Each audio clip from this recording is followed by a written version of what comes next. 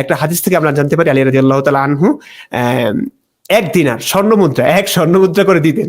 মানে নবীর সঙ্গে আপনি এখন কথা বলবেন, নবীর সময় নষ্ট করবেন, যে সময়টাতে নবী দাসীদের সঙ্গে হয়তো একটু রোমান্টিক সময় কাটাবেন, কিংবা স্ত্রীদের সঙ্গে, অনেকগুলো স্ত্রী ছিল, দাসী ছিল, তো তার তো মন চাইতেই পারে। তো সেই সময়টুকুতে আপনি সেই সময়টা নষ্ট করবেন অন্যান্য কথা বলে, আপনার পার্সোনাল কথাবার্তা বলে। এইটা নবীর ভালো লাগছিল না, কিংবা আল্লাহর ভালো লাগছিল না। আল্লাহ আয়াত নাজিল করে ফেললেন যে এখন থেকে নবীর সঙ্গে চুপি চুপি চুপি চুপি কথা বলতে হলে তোমাকে পে করতে হবে। 1 দিনার করে পে করতেন তারা, সদকা করতেন, মানে কোনো গরিব দুঃখীকে দিতেন কিংবা নবীকে দিতেন।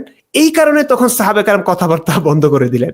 এখন তো ভয় পাচ্ছে, কারণ অনেক সাহাবীর এই সামর্থ্য ছিল না যে তারা নবীর সঙ্গে একটু কথা বলবে, তার জন্য 1 দিনার কিংবা নির্দিষ্ট একটা অঙ্ক পরিমাণ তারা সদকা করবেন। এইটা সাহাবা কেরামের জন্য দুঃসাধ্য ছিল, কষ্টকর ছিল।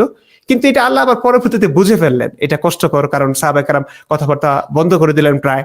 তখন মনে হয় আল্লাহ এবং রসুলের খারাপ লাগছিল। এর পরবর্তী আয়াতেই আল্লাহ তাআলা আবার বললেন, আশফাকতুম আন তুকদ্দিমু বাইনা ইয়াদাই নাজওয়াকুম সাদাকা, তোমরা কি রসুলের সঙ্গে চুপি চুপি কথা বলবার ক্ষেত্রে কিছু সদকা করতে ভয় পাচ্ছ? তখন আল্লাহ তাআলা এই আয়াতটা রহিত করে দিলেন, মানে আগের আয়াতটা। কোনোভাবেই হিসাব মিলছে না। এবং আজকাল ওয়াজ মাহফিলকারীরা 7-8 লাখ টাকা প্রত্যেক ঘন্টায় নেয়, হেলিকপ্টারে যায়। আসলে তারা তো বলতে পারে নবী তো নিছিলেন, একদিনের হ্যাঁ, নিছেন।